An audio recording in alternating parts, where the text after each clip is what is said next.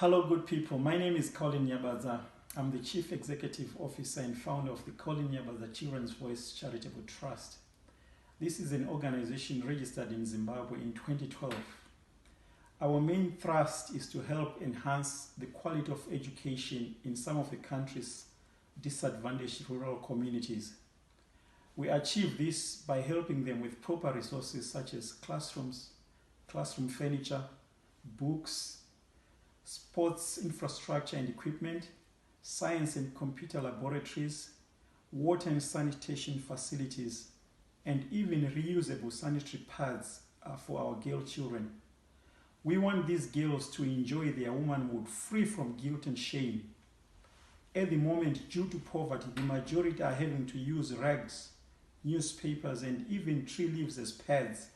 For me, this is highly unacceptable as it is a major health risk, and in any case, it lowers their self-esteem as girls.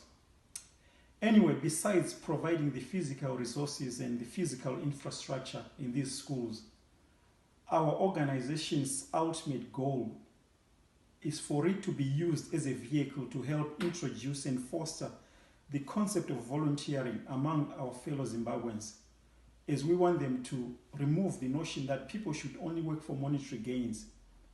We also want to help teach more of our people to give and to give back just as they do in the developed countries. These are the concepts that help define these developed countries. We have a dedicated team of proven leaders with over 200 years combined experience managing such donor-funded programs. We believe in helping groom and mentoring the next generation of leaders. I've been doing this work for the past 27 years of my life, and we have assembled a very strong team of teachers, engineers, you name it, all professionals from different walks of life. I traveled to Zimbabwe in the summer of 2019 just to monitor some of our projects.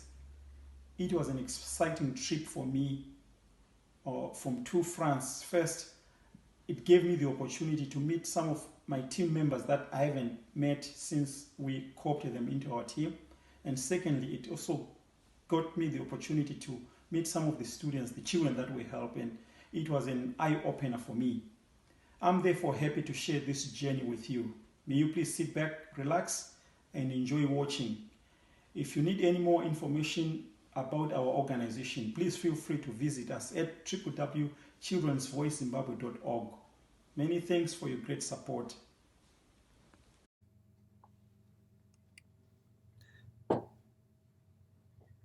Before I left Canada, Swift Current, my community here in Swift Current, they mobilized and donated a lot of sporting equipment, soccer shoes, soccer uniforms and soccer balls and stuff like that, and even sweaters and stuff like that. And they even raised funds for me to pay for the shipping. These are some of the equipment that they donated to me, and it was really lovely stuff.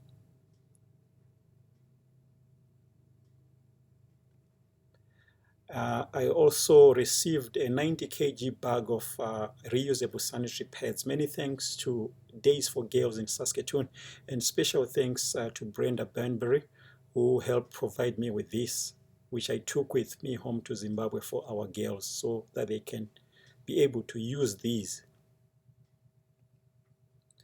When I arrived in Zimbabwe, my first port of call was Marlborough Primary School, where I donated some soccer balls which I received from Swift Current and even from Calgary here in Canada. I donated these to Marlborough Primary School, and I went there with my niece, one of my nieces. The reason why I took her with me was that that's a former school, and I wanted to teach her the concept of giving back to her community that has done so much for her. And then it was time to travel to Bulawayo, where I met up with my team, where I took them out for a staff appreciation lunch at the Rainbow Hotel. It was such a lovely experience as I got to meet some of them for the first time. And I was able to meet up with our school's liaison and logistics officer, Mr. Dube Muziwandile. What a fantastic young man he is. He's just a natural leader whom I've been mentoring for the past 4 years or so. I really enjoyed, mingling with my team. They do so much, especially taking into cognizance the fact that they are doing this on a volunteer basis. That's an amazing spirit on their part. And then my next stop was Mguza Primary School, just in the periphery of Bulawayo City. And this is a school that we have supported since we started in 2012. And what an amazing school it is. We have done so much for them. We have provided them with school furniture, textbooks, and stuff like that, garden equipment. I really enjoyed myself there. I was also able to meet at the same school our board secretary, Miss Bonoko Khendlovu. She is one of the pillars of our organization. She has done so much. She's fantastic. She has put herself through school, and she has just graduated with a master's degree, a honors degree in psychology. She really made my stay at the school very pleasant and exciting. I also really got to mingle with the kids, be in the classroom. I even got to teach them a bit. I'm a teacher by profession, and I feel at home just being in the classroom. We received a lot of sweaters from Michelle. She owns a printing company here in Swift Current, and she donated lots of sweaters for us through her company and with her husband Bob, and we donated these to Samahuru SDA High School in Cholocho. The kids were very appreciative. The Swift Current MCC thrift shop, they donated lots of youth soccer shoes, which I took home with, and we donated these to Samahuru School and many other schools in Cholocho and in other parts of the districts that we work with. With my work, there's one person who has really made this journey possible, and on the left is Lovemore Dube. He is a journalist par excellence. We have known each other for 27 years. He has been chronicling this journey, and I was very fortunate when I got there to spend some time with him, and that's a cartoonist at the Chronicle, Boyd Maliki, on the right-hand side. And my next stop was where it all began, Zilikazi Primary School in Bulawayo. That's where I did my primary education. I was able to meet another friend, Enelis. What a fantastic teacher she is, very passionate about seeing her children succeed. From there, I traveled to my former school. That's where I was nurtured at St. Columbus High School in Bulawayo. It's one of the best schools in Matebeleland, and it's run by the Anglican Church of Zimbabwe.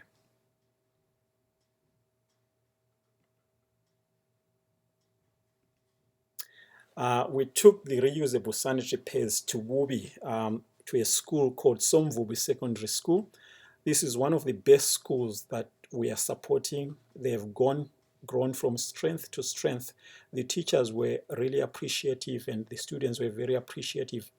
I traveled to the school with my board chairperson, Mr. Dube, one of the pillars of this organization.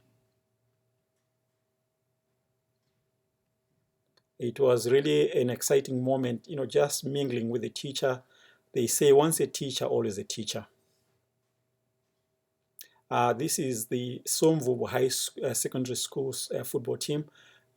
Since we supported them with sports equipment, soccer equipment, they've really done very well, and they are showing us here one of the trophies that they won during the season. My next stop was in Cholocho Rural District. Surprisingly, it was my first visit in the district, and I had been invited at Zibalongwe Secondary School. This is a school that was founded by my program coordinator together with some of his colleagues. Children were walking long distances to the nearest school. And since 2012, we've been supporting this amazing community. I really had a fantastic moment. They were actually opening a new classroom block. What happened was they built the structures, but they didn't have the money for roofing. So I helped them access a grant from the Australian government, and as such, when they were about to open it, they invited me as one of the guest speakers there. It was really an exciting moment, mingling with the children. It's something that I just enjoy. It's just part of my life. What an amazing community Zimbabwe is. I really enjoyed my stay there. I wish I could have stayed longer. The children were so exciting seeing me dancing, singing, and stuff like that. From Matabeleland, I then traveled to the east, in the Eastern Highlands in Manicaland, where I come from. Before I left Canada, the school where I work in Swift Current, one girl and her family, they had given me $100, which I then donated to St.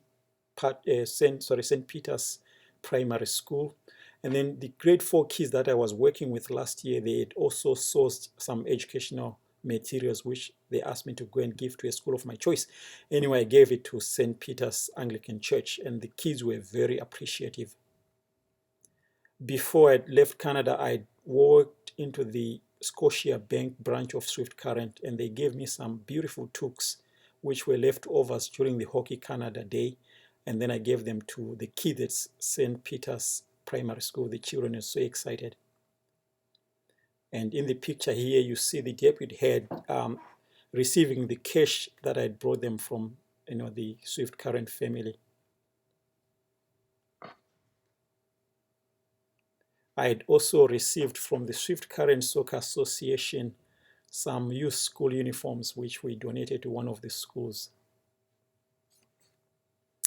I then traveled to Samaringa Secondary School. I was just so disgusted at what I saw. The children, as you can see from the picture, this is the only classroom furniture available. I was so heartbroken.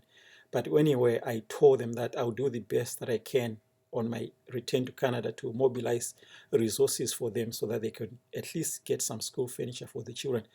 By the time maybe you watch this slide, these children would have received their furniture, as I got a grant from the Saskatoon North Rotary Club. The same community at Samaringa Primary and Secondary School is really made up of dedicated women. When I got there, they were building their Anglican church. I was amazed at the work that they were doing with very minimal resources. It really touched my heart. I now had time to relax a little bit, and then I traveled to the northern side of the country to the magnificent Victoria Falls, which is sometimes known as the smoke that thunders. There at the falls, I was invited by one of my former students, Sherina Sibanda, one of the best and one of the most amazing students that I've ever worked with. When I arrived there, she had just come back from Manchester, where she had graduated with a master's degree in engineering at the University of Manchester. We really had a good time reconnecting, going over the days when she was still my student, and it's amazing that she's now the town engineer of the Victoria Falls Town Council.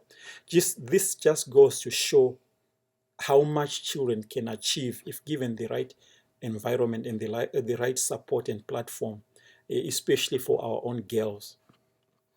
I had the time to take a dip in the mighty Zambezi River.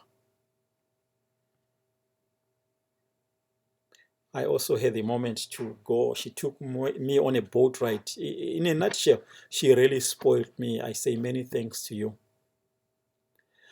I now headed back to the City of Kings. That's where I grew up. And behind me is the statue of Joshua Nkomo, one of the founding fathers of our country. He is popularly known as Father Zimbabwe. It's such a beautiful city. It was time to head back to my Canadian soil. Many thanks to everybody that I got to mingle with. Many thanks for your great support.